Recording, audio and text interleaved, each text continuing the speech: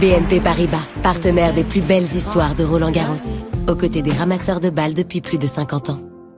Je suis très heureux. Je remercie le tournoi et la fédération pour la wildcard, c'est sûr. J'ai été très, très heureux de recevoir le coup de fil d'Amélie, tout simplement. Est-ce que j'ai été surpris? Oui, forcément, parce que c'est pas souvent qu'ils donnent des wildcards à des étrangers, tout simplement. Mais je suis très content et je suis très heureux de pouvoir participer à un Roland-Garros dans le tableau.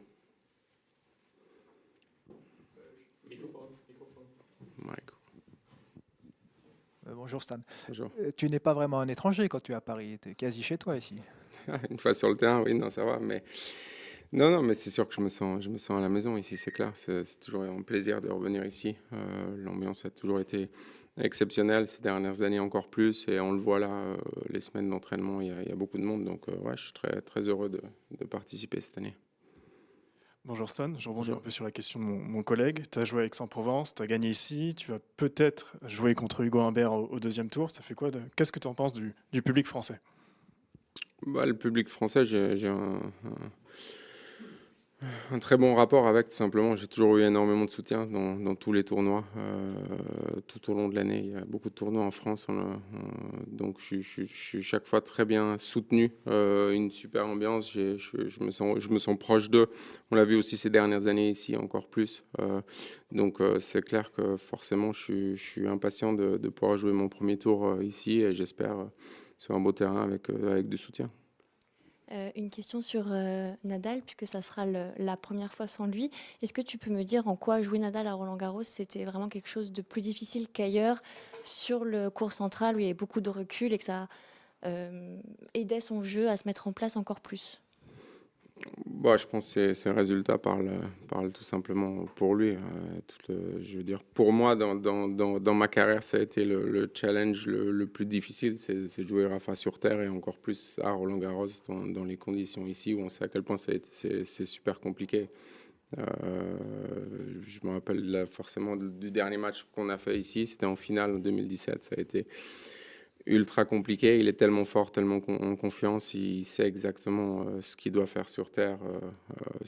Oui, ça a été un des plus gros challenges dans le tennis. Bah, je pense que c'est pas le seul terrain où il y a beaucoup de recul. C'est sûr qu'il y a de la place, mais je pense qu'on a vu aussi, on a vu Rafa, il a tout gagné sur toutes les surfaces et sur tous les terrains. Donc il a su toujours s'adapter en fonction des conditions. C'est sûr qu'ici, sur 3-7, sur terre, il l'a prouvé, il l'a gagné plus d'une fois et il a battu tout le monde. Salut Stan.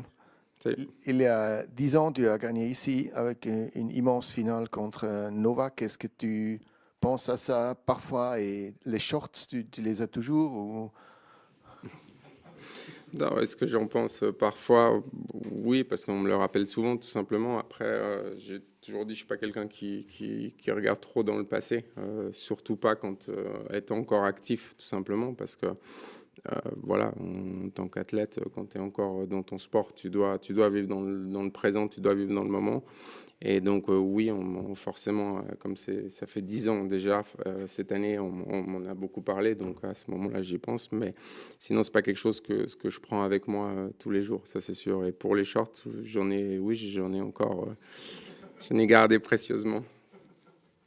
Est-ce que par rapport à il y a 10 ans, j'imagine que la plus grosse différence, elle est sur le physique et la préparation. Est-ce que tu peux expliquer un peu pour les gens de l'extérieur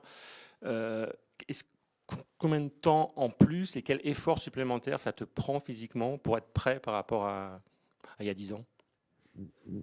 Bah, je pense que c'est un tout, c'est physiquement, c'est mentalement, c'est tennistiquement aussi, c'est la confiance, c'est les enchaînements. C'est la difficulté d'un athlète, c'est qu'on a une date limite tout simplement et que plus on avance dans l'âge, plus ça devient difficile, plus les années accumulées sur son corps à repousser les limites constamment créent des petites blessures qui font que chaque jour est de plus en plus difficile. Aujourd'hui, par rapport à mon âge, par rapport où j'en suis, je suis très content de ma forme. Physiquement, tennistiquement, je me sens bien. J'aimerais avoir des meilleurs résultats, mais voilà, dans l'ensemble, je pense que je fais ce qu'il faut. Après, c'est sûr que tout prend un peu plus de temps. Il faut il faut mieux doser, faut plus s'entraîner pour moins de résultats, faut plus de repos pour pouvoir plus s'entraîner.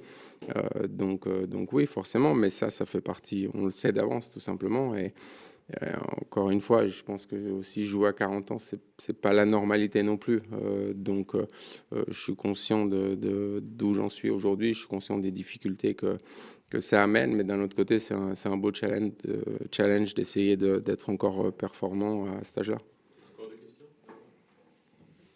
Bonjour Stan, Ruben Steiger pour Le Matin et 20 minutes à Lausanne. Je sors un petit peu du tennis, mais vous êtes connu en tant que fan du Lausanne Hockey Club. Et là, il y a la Suisse qui est en demi-finale du championnat du monde de hockey. Est-ce que vous avez suivi le tournoi et est-ce que la Suisse fera la médaille d'or cette année, selon vous? Bon, vous êtes journaliste, donc vous êtes mieux amené à répondre à cette question qui va gagner le tournoi. Est-ce que j'ai suivi? Oui, je suis un peu toujours le sport. Je suis fan de sport, je suis de loin. Après, c'est vrai que le hockey, les championnats du monde et ce genre de compétition à cette période de l'année, c'est toujours un peu particulier parce que on vient de finir les playoffs en Suisse. C'est toujours un moment un peu différent. Mais oui, je suis de loin. Oui, bonjour. On vous pose beaucoup de questions sur Rafael Nadal, mais moi je voudrais vous poser une question sur Richard Gasquet, qui joue aussi son dernier Roland-Garros, qui est un peu plus jeune que vous. Qu'est-ce que vous auriez envie de lui dire à Richard? J'ai la chance de m'entraîner avec lui hier, donc je lui ai dit ce que j'avais envie de lui dire tout simplement hier. Et puis on se connaît bien, c'est un bon pote, on s'est côtoyé tout au long de ces années, les 20 dernières années sur le circuit, de près ou de loin, on s'est souvent entraîné ensemble.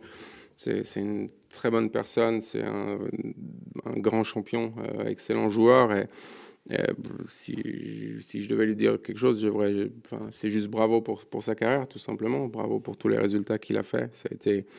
Ça a été une chance pour les fans de tennis de le voir jouer, de voir à quel point son jeu était, en tout cas moi je trouve extrêmement beau à voir, à quel point il était capable de tout faire sur toutes les surfaces. Et puis ça a été un challenge de chaque fois l'affronter.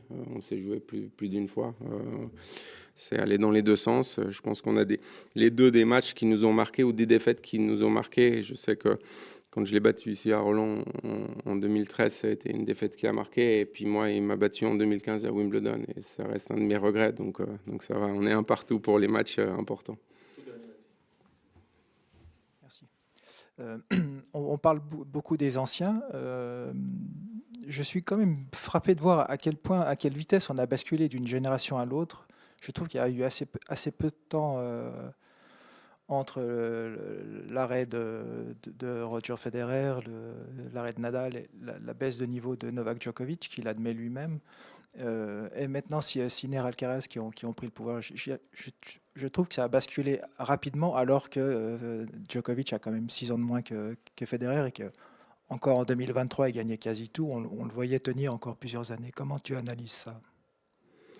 Moi, je dirais que ça a pris du temps plutôt, puisqu'il y a eu plusieurs générations qui sont passées, qui se sont tapées dans le mur des Federer, Nadal et Djokovic, et que là, on ne parle pas de la génération d'après, on parle de 3-4 générations après déjà. Donc, au contraire, ça a pris énormément de temps avant qu'il y ait des champions comme aujourd'hui, Sinner et Alcaraz, qui arrivent et qui commencent à prendre les grands chelems. Et puis, personnellement, moi je trouve ça génial d'avoir de tels champions, de tels joueurs. Le tennis avancera quoi qu'il arrive, peu importe les générations, peu importe les champions qui sont passés, peu importe les légendes qui passent pendant 10 ans ou 15 ans, il y aura toujours d'autres champions qui arriveront derrière, qui feront rêver les fans, et c'est essentiel. Et puis, comme je l'ai dit, je pense que pour moi, je le vois plutôt comme ça a pris beaucoup de temps avant qu'il y en ait qui arrivent à justement prendre les dessus.